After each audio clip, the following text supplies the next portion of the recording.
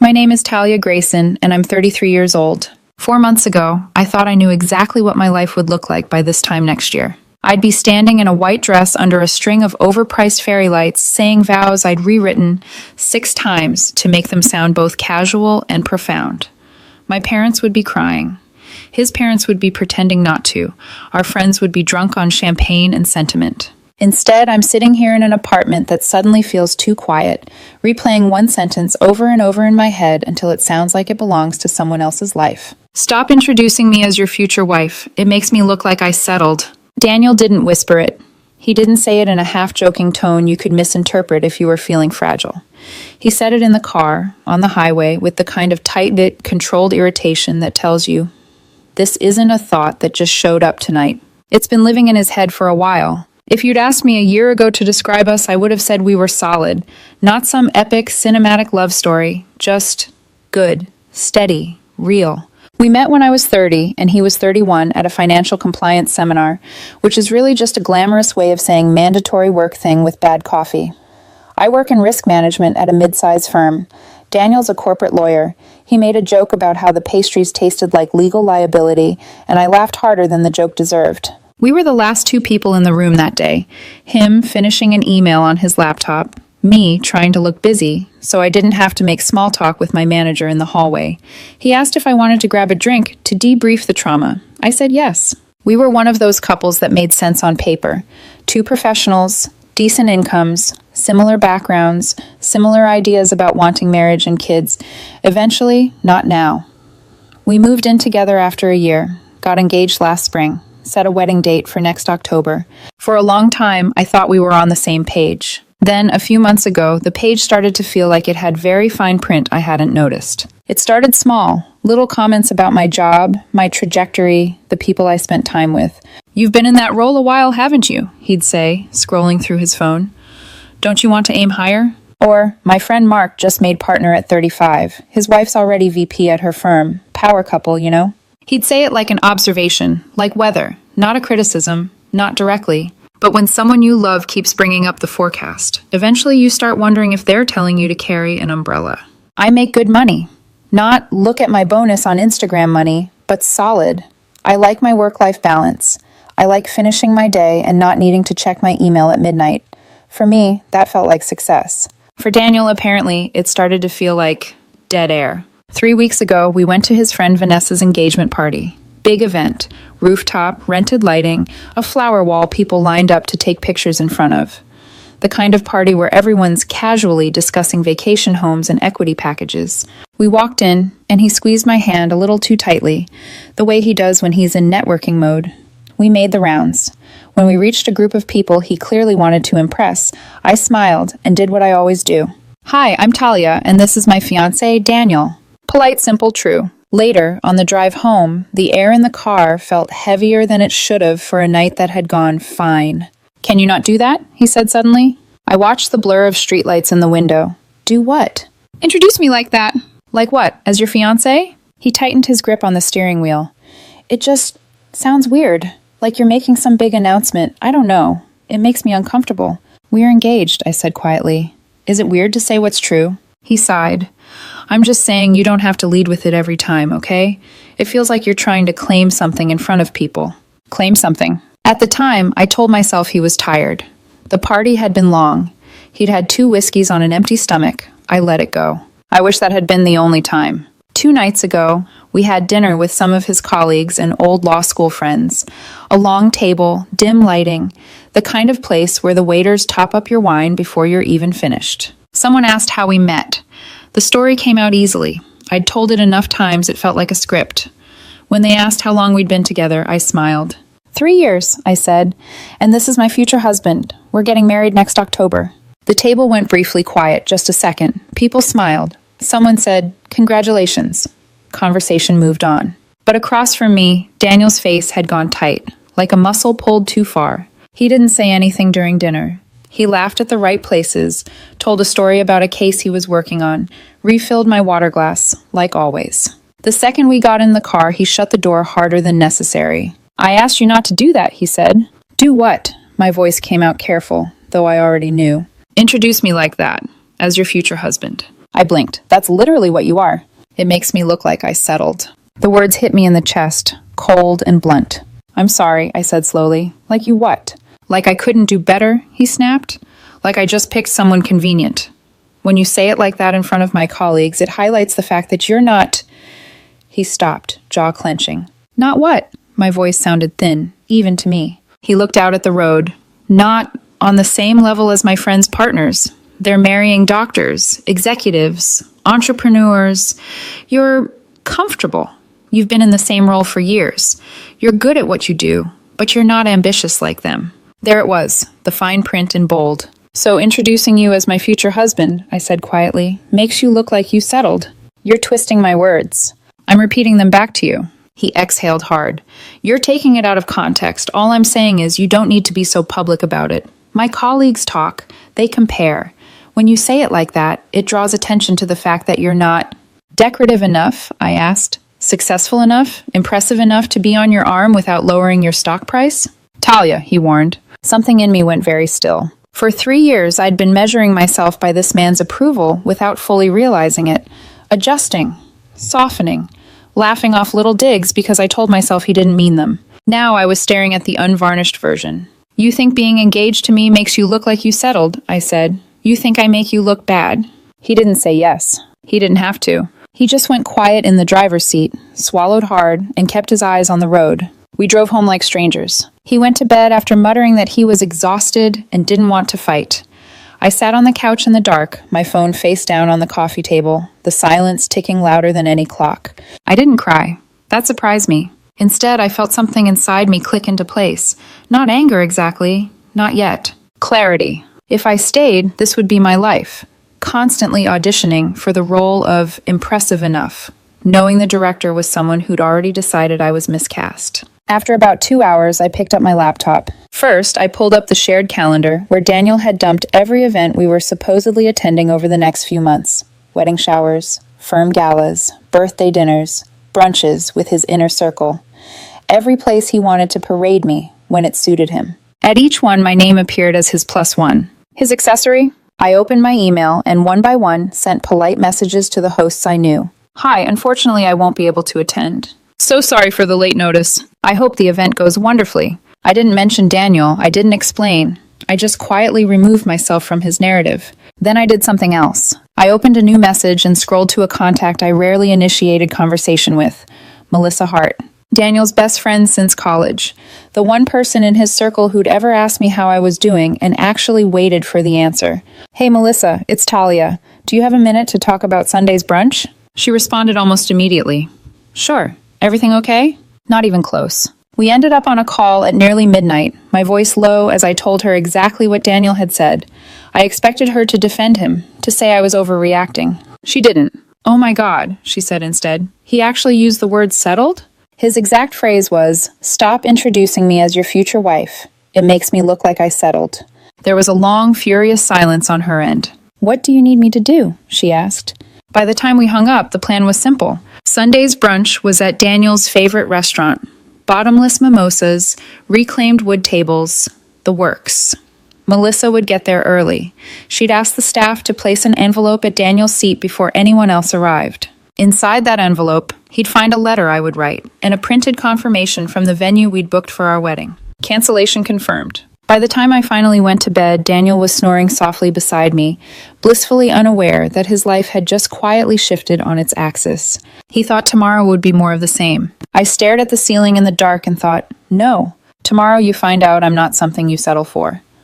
On Sunday morning, the apartment felt unnaturally quiet, like even the walls were waiting to see what would happen. Daniel moved around the bedroom with the stiff, brittle energy of someone pretending everything was fine.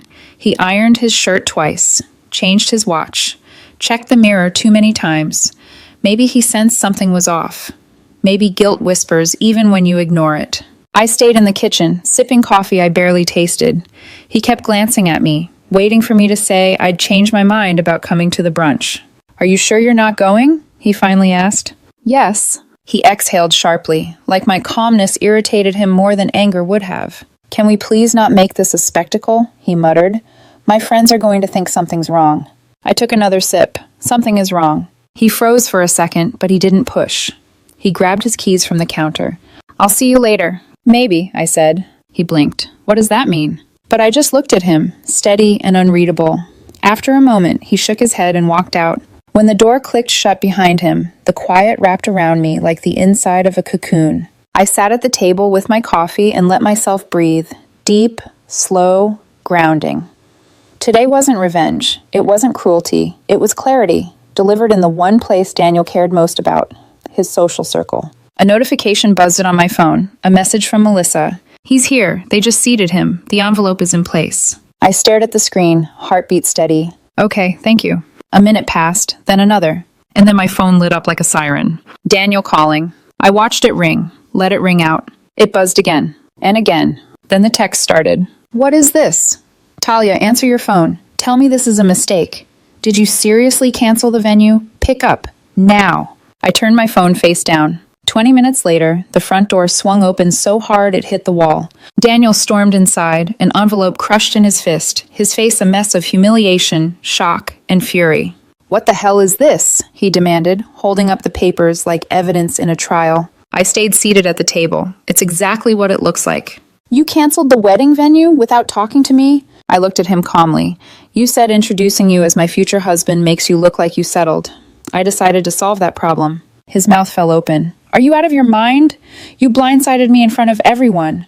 I walked in and they were all, 'God, Talia, Melissa was staring at me like she pitied me.' Do you have any idea how humiliating that was?" I raised an eyebrow. "Humiliation? That's what you're worried about?" "You ambushed me! You told me being engaged to me makes you look like you settled." My voice stayed low, steady. "What exactly should I have done? Pretended that was normal? Kept smiling while you chipped away at me piece by piece?" He ran a hand through his hair, pacing. "You took one comment, one careless comment, and blew up our entire life." "Daniel, it wasn't one comment. Don't rewrite history." I stood slowly. "You've been making little digs for months. About my job, my ambition, my value to you. That's not fair. What's not fair is being with someone who sees me as a downgrade." He flinched. "It wasn't like that," he insisted. "I was stressed, okay? Work's been crazy, and I said things badly." "No," I cut in gently but firmly. "You said things honestly. That's what bothers you, not the words, the fact that I finally believed them." He stared at me, chest rising and falling, anger dissolving into panic. "Talia, we're engaged. You can't just end things over a misunderstanding." "It wasn't a misunderstanding," I repeated. "It was clarity." I walked to the counter, opened the drawer, and took out the small velvet ring box I'd placed there last night. I set it on the table between us. He stared at it like it was a live grenade. "I'm done," I said softly. "I'm not going to marry someone who's embarrassed to be with me." He scrubbed a hand over his face. "Please, don't do this. Not like this." "You did this," I replied, "the moment you decided I made you look like you settled." Silence stretched between us, thick and suffocating. Finally, he sank into a chair, looking smaller than I'd ever seen him. I didn't mean it." "You meant it enough to say it twice," I said. "Once at the engagement party, once at dinner. That wasn't an accident. That was belief." He didn't argue. After a long moment, I spoke again, calm and final. "I need you to pack a bag and stay somewhere else for a few days. We'll figure out logistics when emotions aren't clawing at everything." He looked up, eyes red. Are you really ending this?" "I already did." He swallowed, hard. The fight left him all at once. He stood slowly, like gravity was fighting him. "I'll go to my sister's," he muttered, voice breaking. "Okay." He walked to the bedroom. I listened to drawers open, close, the scrape of a suitcase zipper. When he came back out, suitcase in hand, he paused at the door. "Talia, please don't do this," he said one last time, voice shaking. But I didn't answer, because if I did, if I cracked even a fraction, he'd use that softness to pull me back into the cycle. I stayed still, and after a long, painful moment, he stepped outside. The door closed behind him, and the silence that followed, it didn't feel empty. It felt like the first real breath I'd taken in months. When the silence settled, I realized how loud my own heartbeat was. I didn't move for a long time. The suitcase wheels had barely finished echoing down the hallway when my phone buzzed again. "Daniel, Talia, please, can we just talk? I didn't mean it like that." Another. "I'm freaking out. Please answer." I stared at the screen until the messages blurred. Then I set my phone down, screen face down, and walked to the window. The city outside looked unchanged. Cars moved. People crossed streets. Somewhere a dog barked. It felt vaguely offensive that the world wasn't pausing for what had just detonated in my life. An hour later, he called. I let it go to voicemail. By evening, the tone of his text shifted. "You're overreacting. You blindsided me at brunch. Do you have any idea how that made me look?" There it was again. How he looked. Not how I felt. I powered my phone off and went to bed alone for the first time in 3 years. Morning brought that strange, nauseous clarity that follows a big decision. For a few seconds after I woke up, I forgot. Then I rolled over and saw the empty side of the bed, the dent in the pillow, and memory rushed back like cold water. I made coffee, opened my laptop, pulled up a blank document. There's a difference between ending a relationship and disentangling a life. The first can happen in a sentence. The second requires paperwork. By 10 a.m., I was on the phone with a lawyer recommended by a coworker. We'd combine some accounts, co-sign the lease, put down deposits for the venue and a caterer. Nothing as complicated as a divorce, but messy enough. "I know it feels overwhelming," the lawyer said gently after I stumbled through a summary. "But it's good you're doing this before any legal marriage documents, property, or kids are involved." That sentence landed like a delayed explosion. Before marriage. Before kids. Before we locked in a version of my life where I was always walking 3 steps behind a man who was ashamed of being seen with me. We went through practicalities. My name on what? His name on what? What could be separated now? What would take time? After the call, I sat there in the quiet apartment, legal pads spread out in front of me, and felt something unexpected. Relief. Not joy. Not yet. Just the sense that I'd stepped off a train that had been going somewhere I didn't want to end up. Around lunchtime, my phone lit up again. This time with an unfamiliar number. I almost let it go to voicemail, then answered on impulse. "Hello? Talia, dear, it's Helen, Daniel's mom." My stomach nodded. "Hi, Helen." She exhaled shakily. Daniel called us last night, in pieces. He said you ended the engagement, that you canceled the venue." I stared at the table. A corner of the cancellation printout peeked out from under my legal pad. "I did," I said. "Can you tell me why?" Her voice softened. "He just kept saying you overreacted to something he said, that you embarrassed him in front of his friends." "Of course he did." I swallowed. "Did he tell you what he said?" A pause. "He said you were upset because he made an insensitive comment, that it came out wrong." I let out a humorless little laugh. "That's a very generous summary." "Talia, what did he say?" she asked quietly. I closed my eyes, hearing it again, word for word, like it had been carved into the back of my eyelids. "He told me," I said slowly, "to stop introducing him as my future husband, because it makes him look like he's settled." Silence. He said it after I introduced him that way to his colleagues.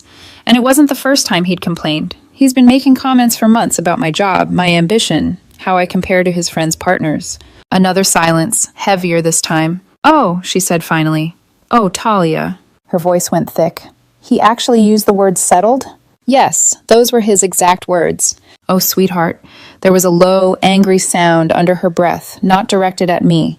That's not okay. That's not how you talk about someone you're supposed to marry." I felt my throat tighten unexpectedly. Of all the responses I'd imagined from his mother, this hadn't been one of them. "He's been making me feel like I'm not enough for months," I admitted. "Like I'm some downgrade he's stuck with. I'm not going to walk down an aisle towards someone who feels that way about me." "I don't blame you," she said quietly. "I'm so sorry, Talia. I don't know what's gotten into him. It's like he's lost perspective." I sat there, blinking back tears I thought I'd already used up months ago in private. "Do you think," she asked cautiously, "that there's any chance you two could work through this? Maybe counseling?" "No," I said, surprising myself with how sure I sounded. "He didn't make one mistake. He showed me who he is when it comes to me. I believe him." She exhaled. "I understand. I may not like it, but I understand. For whatever it's worth, we love you. We always have. You've been good to him. Better than he deserved, apparently." That was when the first tear actually escaped, hot and sharp, sliding down my cheek. "Thank you," I whispered. We talked a little longer. She promised to speak to him, not to fix it. She knew she couldn't, but to make him see what he'd done. I didn't ask for details. That was their relationship to untangle. When we hung up, the apartment was quiet again. But the quiet felt different. Less like abandonment, more like a clean slate. The next few weeks blurred into a rhythm of logistics and emotional whiplash. Daniel oscillated through an entire spectrum of reactions in my messages. First came anger. "You had no right to cancel the venue without me. Do you know how much money we lost? You made me look pathetic in front of everyone. Then defensiveness. I told you it came out wrong. You're twisting what I meant. No one else would throw away 3 years over a single misphrased sentence. Then slowly, desperation. Talia, I'm sorry. Please. I'm seeing someone, a therapist. I know I've been obsessed with status and appearances. I'm trying to fix it. Please talk to me. Give me a chance to prove I don't actually think you're beneath me. That one made me put my phone down and walk around the block. I responded to very few of his messages, and when I did, I kept it simple. I heard you the first time. I believe you meant what you said. We are done. Please respect that. He never really did. The brunch incident rippled through his friends like a dropped stone. Melissa kept me updated in short, blunt texts. Melissa, for the record, I told them exactly what he said to you, and I told them you didn't embarrass him. He embarrassed himself when he decided his fiancée wasn't good enough for his image. She told me that some of his friends thought I'd gone nuclear, that canceling the venue and delivering the letter at brunch was too much. Others quietly admitted they'd heard him make little comments before, jokes about how I wasn't as driven as the other wives to be, how I was content in a way that made him nervous.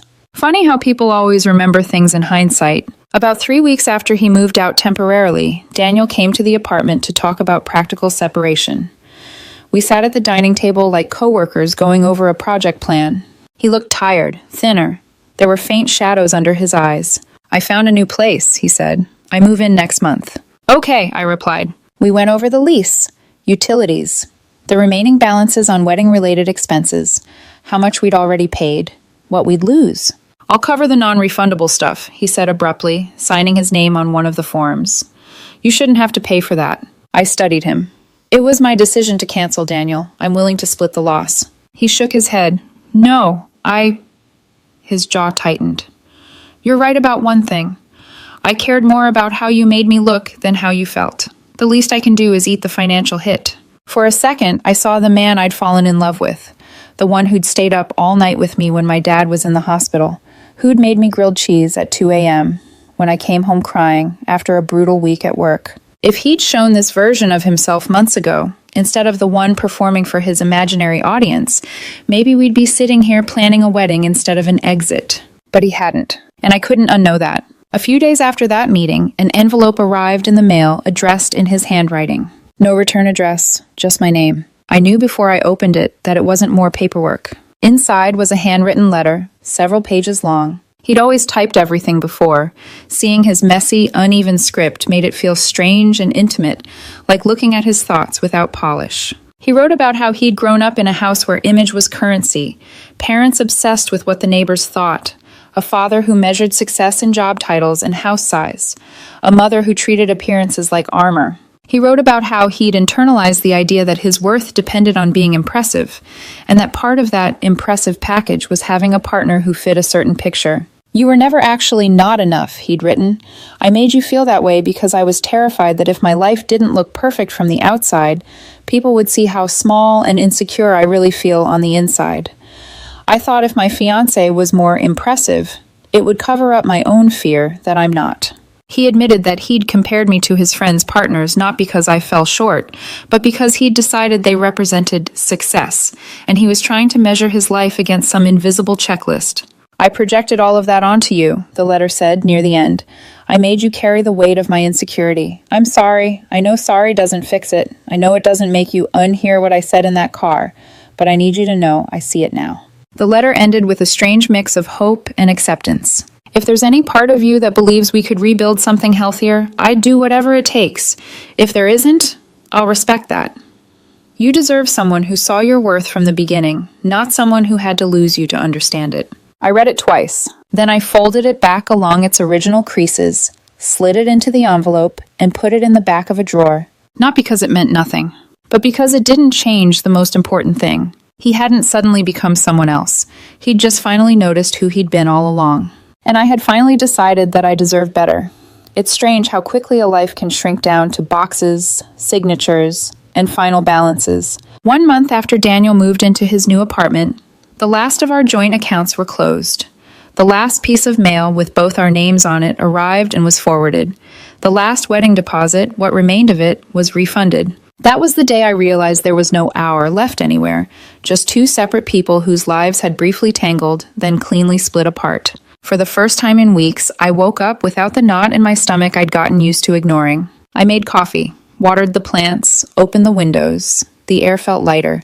I wasn't happy yet, but I wasn't hurting anymore. It was a start. Over the next month, my life shifted in ways I didn't expect. I reconnected with friends I'd drifted from. People who loved me without needing me to be impressive or upwardly mobile or anything besides exactly who I was. I said yes to spontaneous dinners and slow Saturday mornings and long conversations on balconies. I went back to weekend hikes, signed up for a pottery class, started reading again. Real books, not the relationship self-help articles I'd been subconsciously trying to use to fix us. I started rock climbing with a coworker, mostly because she said, "It's surprisingly good for anxious people," and I wanted to know if that was true. It was. Every day, inch by inch, I grew back into myself. The version of me that existed before Daniel's subtle comparisons and careful judgments. Before I'd shrunk myself to fit inside the outline of the person he wanted to be seen with. Before I believed good enough was something other people got to decide for me. 3 weeks into my new normal, I ran into him. Of course it happened at the one coffee shop near the old apartment, the one I'd avoided for months without admitting why. I pushed open the door, mid-text, and nearly walked straight into him. He was at a table by the window, half-empty latte in front of him, sleeves rolled up. He wasn't alone. A woman sat across from him, pretty, polished, laughing at something he'd said. When he looked up and saw me, everything in him froze. His face went pale in that instant, the way it had at brunch when he opened the envelope. "Talia," he breathed. I felt that strange, surreal calm wash over me, the same one I'd felt the day I ended it. "Hi, Daniel." The woman turned, surprised. He stammered out something. "Oh, this is a friend." But I didn't linger. I gave them both a polite nod, ordered my drink, and walked out before he could stand or follow. I didn't owe him a conversation, or an explanation, or a scene. I owed myself peace. My phone buzzed 20 minutes later. "Daniel, it was good to see you. You looked happy." This time, the message didn't sting. It just felt unnecessary. I deleted it without responding. A few days later, Melissa and I grabbed lunch, a habit we'd fallen into now that things weren't strained or complicated. She sat down with her iced tea and slid into the booth with a sigh. "Okay, so," she said, leaning in, "do you want the quick update or the long one?" I smiled. "That depends. Is it about Daniel?" Her eyes softened, apologetic. "Yeah." I stirred my soup. "Go ahead." She exhaled. "He's struggling. More than he lets on. Some of the friend group took your side pretty hard. A few just quietly backed away from him altogether." I nodded. That didn't surprise me. "And his family?" She grimaced. "Let's just say his mom didn't hold back. She told him straight up he'd ruined something good because he cared more about looking impressive than being decent." I didn't know what to feel about that. Sadness, maybe, or a distant kind of compassion. Melissa watched me carefully. "He asked about you?" "About me?" "Yeah. Wanted to know if you were seeing anyone." I shut it down, she said firmly. I told him, "That's not your business anymore. You had someone good and you made her feel like she wasn't enough. Let her move on." A warm, grateful ache bloomed in my chest. "Thank you," I murmured. "Don't thank me. Thank yourself for finally choosing you." It wasn't until I walked home that I realized something important. I wasn't angry anymore. Not at Daniel. Not at myself. Not at the time I'd spent being small for someone who didn't deserve it. The anger had burned away, leaving something quieter and sturdier behind. Not forgiveness exactly, but closure. Real closure. Not the kind you beg for. Not the kind you perform for witnesses. The kind you build yourself, piece by piece, until you can breathe without flinching. Standing at the crosswalk, sun in my eyes, I understood something with sudden, crystalline clarity. Daniel hadn't just made one bad comment. He'd revealed the truth he'd been carrying the entire time. About me. About himself. About the relationship I kept trying to talk myself into feeling happy inside. The settled comment wasn't a slip. It was the tip of the iceberg I'd been trying not to see. And walking away wasn't punishment. It was the first genuinely loving thing I'd done for myself in years. That night, I lit a candle, cleaned the apartment, and curled up on the couch with a book and a soft blanket. For the first time in a long time, the silence didn't feel heavy. It felt like home. I wasn't anyone's consolation prize. I wasn't a checkbox on someone's ambition list. I wasn't a downgrade